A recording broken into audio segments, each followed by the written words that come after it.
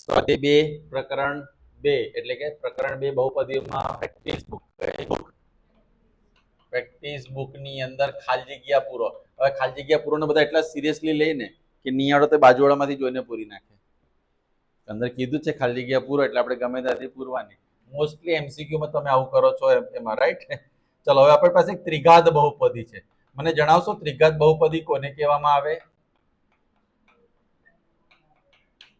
ત્રિઘાત બહુપદી એટલી બહુપદી જેનો હાઈએસ્ટ એટલે કે મહત્તમ જે ઘાતાંક હોય તે કેટલો હોય? 3 હોય. શૂન્યનો સરવાળો કાલે જ આપણે શીખી ગયા, આપણને યાદ છે? ત્રિઘાત બહુપદીના શૂન્યનો સરવાળો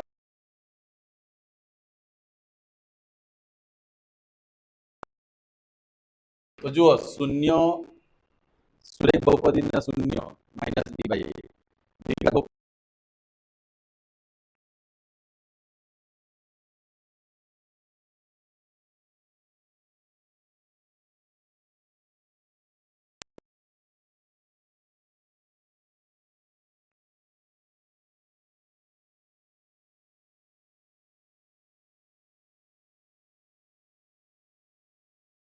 હવે બીજું જુઓ, તમને એમ કહ્યું છે કે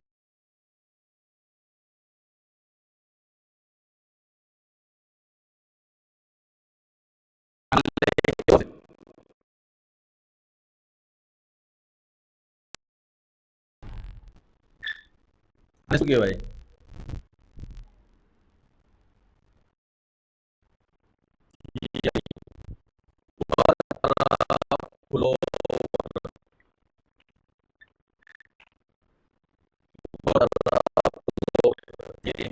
સમજાવીએ and that is I am telling you watch and watch. હવે હમણાં ફરવાની જરૂર નથી, અહીંયા ધ્યાન આપો.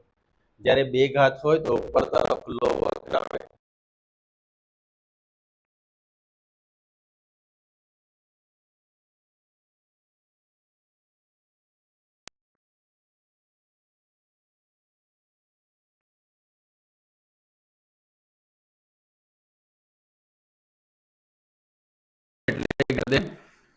પણ જો લેસ દેન 0 હોય તો નીચે તરફ ખુલ્લો વક્ર આવે. આ નેગેટિવ આવે તો નીચે parabola, downward parabola, upward parabola for English, right? બોલો, ક્લિયર થયું બધાને?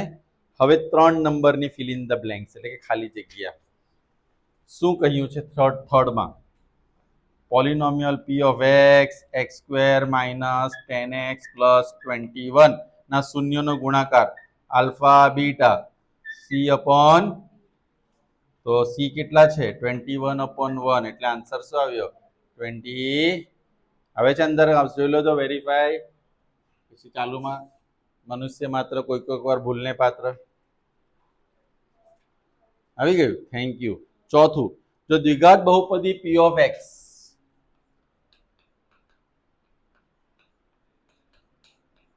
k-9 into x plus k-1 ના શૂન્યનો સરવાળો અને ગુણાકાર સમાન છે. સરવાળો અને ગુણાકાર સમાન છે એટલે બંને ઇક્વલ લખી દીધા. બંને ઇક્વલ લખ્યા એટલે બંનેના સૂત્રો બી એટલે જેની વેલ્યુ છે -b/a એ ગયા તો -b ઇક્વલ ટુ શું આવ્યું? હવે -b નો કિંમત શું છે? માઇનસ પછી બ્રેકેટમાં લખવાનું ને, અહીંયા આ બધી જ ભૂલો થાય. અને આ કેટલા છે? k-1. સર આને બ્રેકેટમાં કેમ નથી લખ્યું કે એની આગળ શું છે? ને અહીંયા કોઈ માઇનસ છે પણ નથી, right? Minus k minus minus plus. હવે k ને અહીં લાવો, 9 ને અહીં પાછળ લઈ જાઓ એટલે માઇનસ k પ્લસ k આ બાજુ આવે તો માઇનસ k પ્લસ 9 એટલે આ -1 છે, -9 -2k કે હું k સરખું જ હોય, બંને બાજુથી માઇનસ માઇનસ તો k બરાબર 10/2. k બરાબર ક્લિયર? જાગતા રહો, ઘણા ઊંઘતા એવું લાગે છે અંદરથી, મને એવું લાગે છે. p of x આ કઈ બહુપદી છે? કઈ છે? હવે એમાં 105 કહ્યું છે. 105 એટલે x ના જગ્યા પર 5 મૂકવાનું અને આપણે આ a જે છુપાયેલો છે ને એની કિંમત ફાઇન્ડ કરવાની છે. ક્લિયર થાય છે? તો જ્યારે શૂન્ય આપ્યા હોય ને તો સીધું x ના બદલે એ કિંમત આપણે ત્યાં, હવે આ 0 થશે. કેમ 0 થશે? કોઈ રકમ શૂન્ય હોય એટલે એનો જવાબ શું આવે? ફિક્સ જ 0 જ આવે. 5 નો ઘન 110,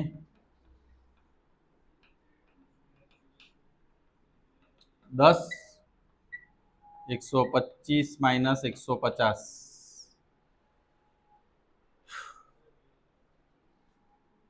150 જ થાય ને આનો ગુણાકાર. જોજો મારો ગણિત કાચું છે.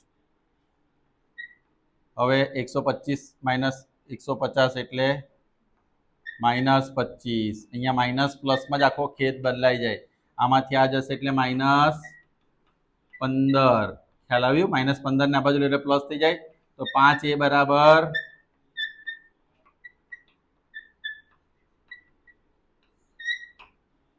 રકમ ભલે જોવામાં વિચિત્ર હોય પણ એટલી હોતી નથી. હવે 6th ક્વેશ્ચન. 6th આની અંદર આવી જાય એવો છે. p of x શું કહ્યું છે તમને? x² + 5x - 36 માં શૂન્યનો સરવાળો. શૂન્યનો સરવાળો એટલે alpha plus -b upon -b એટલે 5 છેદમાં 1 એટલે -5 જવાબ આવી ગયો. 7મી ફિલ ઇન ધ બ્લેન્ક્સ. શું કહ્યું છે તમને? 9x² - 49. p of x લખીએ ને 9x² માઇનસ, હવે આની અંદર જો આપણે સરખાવીએ ax² + bx + c સાથે તો a બરાબર 9 છે, b બરાબર, કારણ કે x વાળો સહગુણક છે જ નહીં પદમાં, તમને દેખાય છે. c બરાબર -49 અને આપણે પૂછ્યું શું છે? શૂન્યનો સરવાળો જ છે. શૂન્યનો સરવાળો એટલે આલ્ફા પ્લસ -b upon 0. શા માટે 0? આપણે લખ્યું છે b આપણું પદ કેવું છે? મેં આગળ પણ તમને થિયરીમાં સમજાવ્યું કે જ્યારે b 0 આવે તો શું કહેલું? 0 તો 0 જ આન્સર આવ્યું. નહીં, એવું નહીં કહેલું. જ્યારે b ની વેલ્યુ, મેં આની વાત કરું છું, b ની વેલ્યુ 0 હોય ને તો આપણો અવયવ a² - b² ના સ્વરૂપમાં આવે એટલે a - b ને a + b. ચાલો કઈ નહીં, થાય તો આપણે સતત મહેનત કરીએ તો ભૂલી પણ જવાય. હવે બહુપદી p of x આપ્યું છે તમને x² + 4x + k અને એમાં કહ્યું છે કે 103 છે.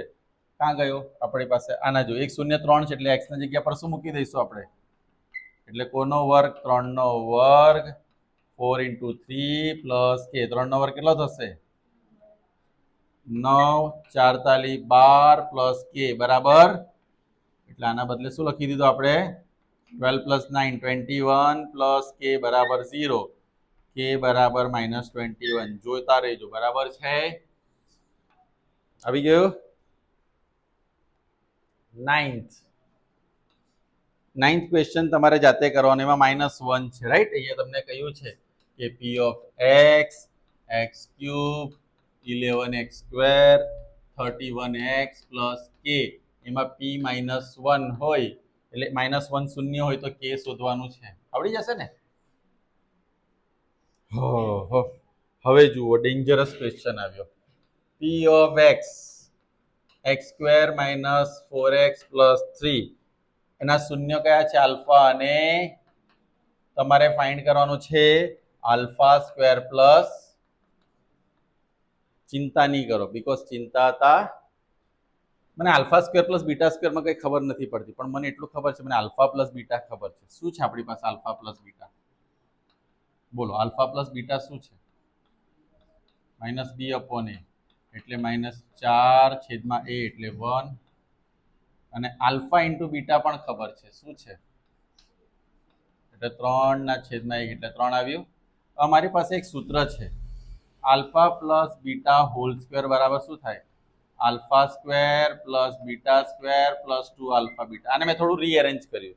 સૂત્ર એવું છે a² + 2ab + b², પણ અહીંયા મેં શું લીધું?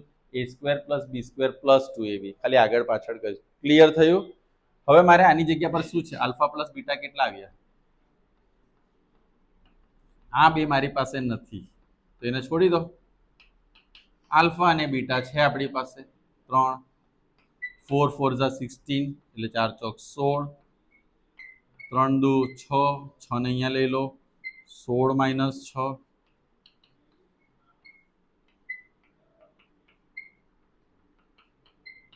સોરી, સાંભળનાર બી થાકી જશે, આ તો એડિટ પણ નહીં થાય.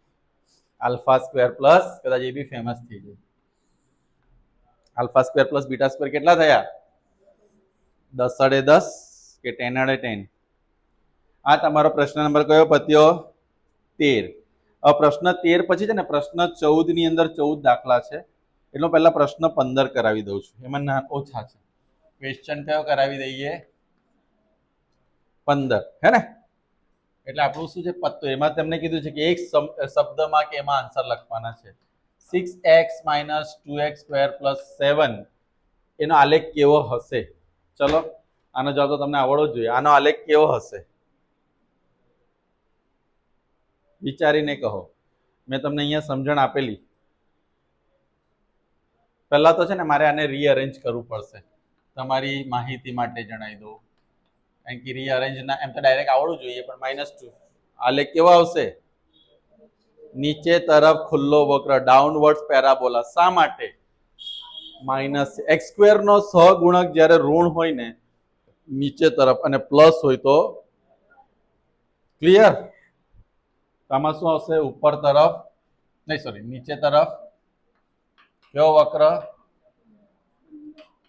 ખુલ્લો. મગજ ખુલ્લું રાખજો. હવે આ તમારે જાતે કરવાનું છે કે p(x² માં x² - 8x + 15 માં શૂન્યનો સરવાળો. હવે તો હું કરાવ તો બી તમારે ના પાડી દેવી જોઈએ. ત્રીજો દાખલો શું કહ્યું છે? x² - 10x + 21 ના શૂન્યના સરવાળા. પહેલા તો એનો શૂન્યનો સરવાળો લખતા જ જઈએ. એટલે 10 આવ્યો. ના શૂન્યના સરવાળામાંથી બીજી બહુપદી છે નો શૂન્યનો ગુણાકાર,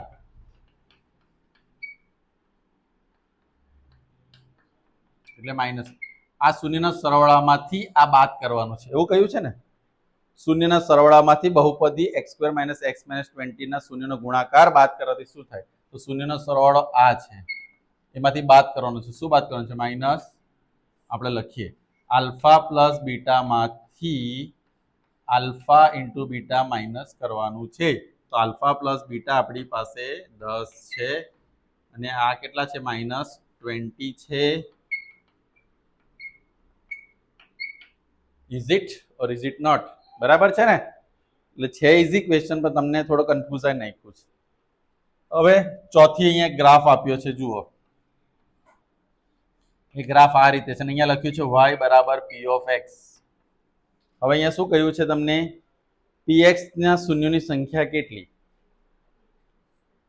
x માં કેટલામાં, x અક્ષને કેટલા બિંદુમાં છેદે છે? 1 માં. એટલે શૂન્ય કેટલા? આ ગણાય? નહીં ગણાય. આ ક્યારે ગણાશે? x = py હોય ત્યારે પછી આ નહીં ગણાય. ઓકે સર, બંને કેમ નહીં ગણાય? એવો પ્રશ્ન તમારા મનમાં નહીં આવ્યો? આપણે એક ચલ બહુપદી શીખીએ છીએ. દ્વિચલ હોય તો બંને ગણાય ને. એક ચલમાં ક્યાં તો x આવશે, ક્યાં તો અન્ડરસ્ટેન્ડ. તો આ પ્રશ્ન 15 પત્યો. તો પ્રશ્ન 16 પણ જોઈ લઈએ. મને લાગે છે પતી જશે. જો કોઈ બહુપદીનો આલેખ x અક્ષને ફક્ત એક જ બિંદુમાં છેદે તો તે બહુપદી દ્વિઘાત બહુપદી ન હોય. ખરું કે ખોટું? કેમ ખોટું? આપણે શીખવાડ્યું છે કે દ્વિઘાત બહુપદી હોય. કઈ બહુપદી? દ્વિઘાત બહુપદી બે પદમાં પણ છેદે, એકમાં પણ અને 0 માં. નહીં તો આપણે આગળ તમારી થિયરીનો વિડીયો જોશો એટલે તમને ખ્યાલ આવશે ને આપણે આ સમજાવ્યું છે ડિટેલમાં. ક્લિયર? હવે દ્વિઘાત બહુપદી જે છે બેમાં એકમાં, તો અહીંયા શું કીધું તમને? કોઈ બહુપદી નો આલેખ x અક્ષને ફક્ત એક બિંદુમાં છેદે તો તે દ્વિઘાત ન હોઈ શકે. એટલે આ વિધાન કેવું છે? ખોટું છે. જો ખરા ખોટામાં પ્રોબ્લેમ શું થાય ખબર છે? હોઈ શકે, ન હોઈ શકે, ખોટું સાચું ને મેચ કરવાનું. આપણે અમુક વાર કન્ફ્યુઝ આવી જઈએ, થાય ને એવું. પાછા હા બી પાડે છે. જો ત્રિઘાત બહુપદી p(x) ax³ + bx² + cx + d ના બે શૂન્ય, α0 અને બીટા પણ શું છે? તો સી બરાબર ડી થાય, સી બરાબર ડી બરાબર 0 થાય. ખરું કે ખોટું? તો જુઓ, આપણે છે ને બે શૂન્યોના ગુણાકારનો સરવાળો લઈએ. યાદ છે બધાને? આ એનું સૂત્ર શું હતું? સી અપોન એ. આ કઈ નવું લાવેલો હતો. સુરતીગોરસ, પાયથાગોરસ હતો ને. હવે આ બે 0 0 છે એટલે આ 0 થઈ જશે. બીટા 0 એટલે 0, આલ્ફા 0 એટલે 0. સી અપોન બધું 0 છે ને, તો એ ને અહીંયા લઈ જાઓ તો સી બરાબર શું થઈ ગયું? શૂન્યનો ગુણાકાર લઈ લો, એમાં શું આવે? માઇનસ ડી અપોન શૂન્યનો ગુણાકાર ખબર છે ને, તો આ બધું શું થઈ જશે? કેમ? આપણી પાસે આલ્ફા ને બીટા 0 એટલે બધું 0. એ અહીંયા ગયા 0, માઇનસ અહીંયા ગયું 0, તો ડી બરાબર શું આવશે? તો સાબિત થઈ ગયું સી પણ 0, ડી પણ 0. એટલે આ વિધાન કેવું છે? સાચું છે, સત્ય છે, ખરું છે. પછી ત્રીજું તમારે કરવાનું છે કે પી ઓફ એક્સ. ત્રીજું શું કહ્યું છે? પી of x x square plus 5x વત્તા 4 ના શૂન્યનો સરવાળો તેના શૂન્યના ગુણાકારથી અધિક છે. એટલે તમારે સરવાળો શોધવાનો, ગુણાકાર શોધવાનો, અધિક છે કે નહીં એ ચેક કરવાનો. શૂન્યનો સરવાળો એના ગુણાકારથી અધિક છે. ખરું કે ખોટું? આવડશે ને?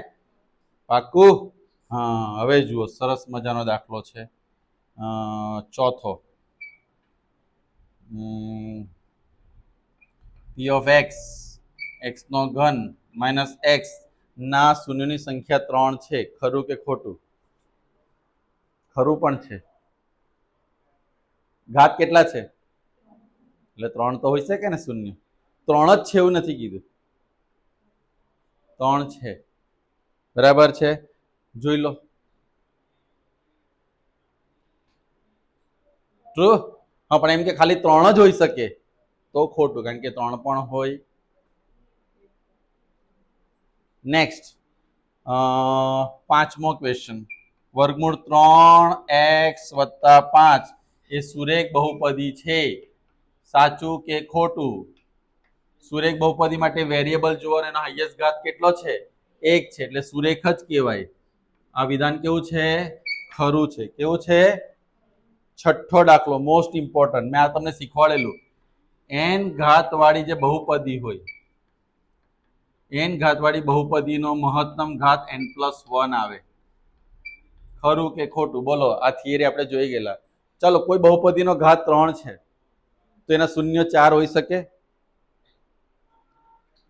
બહુપદી શૂન્ય મહત્તમ શૂન્ય કેટલા આવે? n+ આવે. હા, કોઈ હવે અહીંયા તમે જોયું બહુપદી કેટલી છે, એટલે બહુપદીનો ઘાત કયો છે? 3. તો એમાં 4 શૂન્ય આવે. તો અહીંયા ધારો કે આ 3 હોય તો 3 ને 1 શું થાય? એટલે શૂન્ય 4 આવે એવું કે છે. એવું પોસિબલ નથી. શું આવી શકે? n-1. આપણી થિયરીમાં છે આ પણ. એટલે મેં કહ્યું છે કે તમે જ્યારે હું થિયરી ચલાવું ને એને ઇમિડિયેટ મેં રિપીટ કરવા કહેલું છે. MCQ 100% based on theory. એકવાર ઘરે જઈને થિયરીને જોઈ જ લેજો. એની અંદર તમને બહુ બધી સારી સારી માહિતી આપી છે અને તમને આપતો જ રહું છું, પણ આખી થિયરી રિપીટ કરજો. એટલે શૂન્ય n-1 આવતે તો આ વિધાન સાચું રહેતે, પણ n+1 આવે એટલે વિધાન. પછી સાતમું, દ્વિઘાત બહુપદી પી ઓફ એક્સ.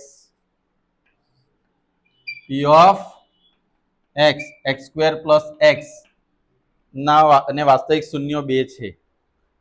ખરું કે ખોટું? બોલો, ખરું કે ખોટું? તમારામાં નથી આપ્યું ક્વેશ્ચન? દ્વિઘાત બહુપદી પી ઓફ એક્સ ને x square plus x square લખ્યું તો છે, એક્સ સ્ક્વેર પ્લસ એક્સ ને વાસ્તવિક શૂન્ય 2 છે ને? છે. પછી આઠમો ક્વેશ્ચન, એટલે આ ખરું છે, જોઈ લેજો. ખરું. પી ઓફ એક્સ